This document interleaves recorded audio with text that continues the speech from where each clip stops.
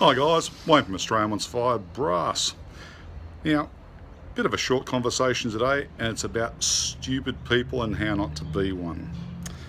Yes, as some of you have probably read on our Facebook page, we have had many stupid people lately. And do some really beyond moronic things. Look, I'd call them a few less than choice words, but yeah, we won't go into that.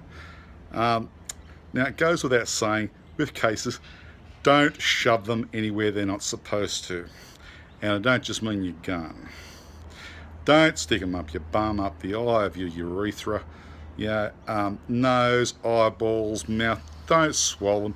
They're not to be shoved in your ears, your belly button, or anything else unless they're specifically been remanufactured as a product. And even then, the first two of those, just don't do it, please. Those phone calls are absolutely sickening, and I do mean that on a level. Other one of which is a lot of our product is used. A lot of people fail to realise that most of our products are used. And we've had complaints about things like our 7.62 by 39. Now, for those of you who don't know the calibre, that's most commonly shot in the AK-47.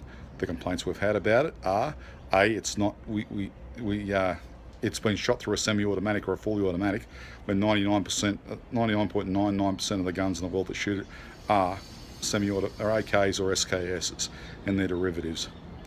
Now, military sizes are military sizes, right? That's simple. If you've got a gun in a military size, yes, there's a pretty good chance they've been shot in something that fires a lot of bullets and self-loads. So don't be that idiot. Also, occasionally, right, we're human beings. We have to sit there with a flashlight, high-powered flashlight, and bore sight every single case that's a military size to make sure we get rid of the Burton Prime, which are the twin flash hole type, which most people commonly can't reload, and they're usually not good quality cases anyway. You only reload them unless A, you've got the gear for it, or B, you really have no choice because there's a limited number of calibers for it. In this day and age, the 99% of the calibers out there, you don't need to worry about it because there's ammunition available. So yeah, look, we're human beings. Occasionally we miss one, whether a bit of dirt, a bit of light angle, the case has got a bit of whatever in there, a bit of debris, and we haven't seen the second flash hole. So check them if you've got a military size. Now, 223 is exempt from this because 223, there's only about 2 manufacturers in the world that have ever done 223 as a Burton Prime that we're aware of. Over the last 2.5 million 223 we've sold, over the last 2 years, we've had 4 come back as being Burton Prime, and they were all from the same batch.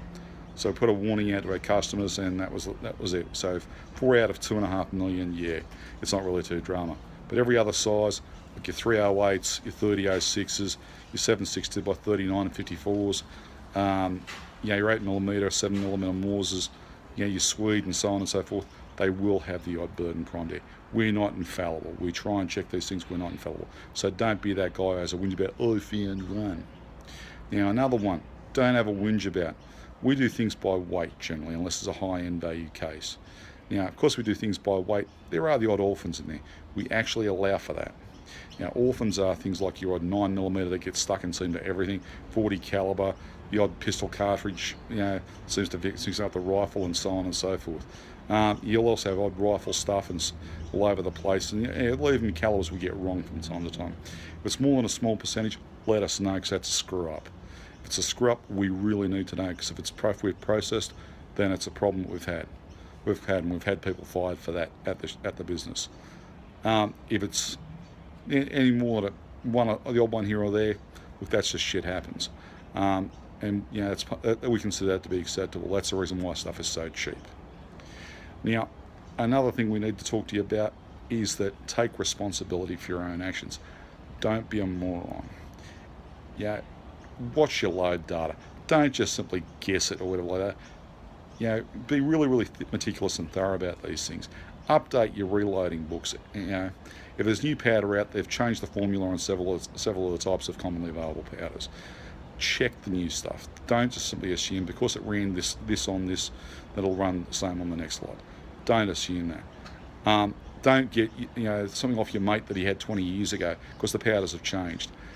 Do your own research, and if your gun stuffs up, don't come screaming to me, threatening legal action, because really, it's just, it'll get you nowhere. All it'll do is waste my time, waste your time, and I'll just ignore you. Yeah, and we'll have another story to tell at the pub at the end of the week. Okay, so the short version is, watch when you get your stuff, check it. If there's anything ever so vaguely dodgy, don't do anything with it. Turf it or put it aside. Check if it's a military size, check to make sure it's single flash hole, not twin, and watch your loads. So, in short, when you reload, don't be a moron. This is Wayne from Australian Once Fired, and I think I've earned a beer.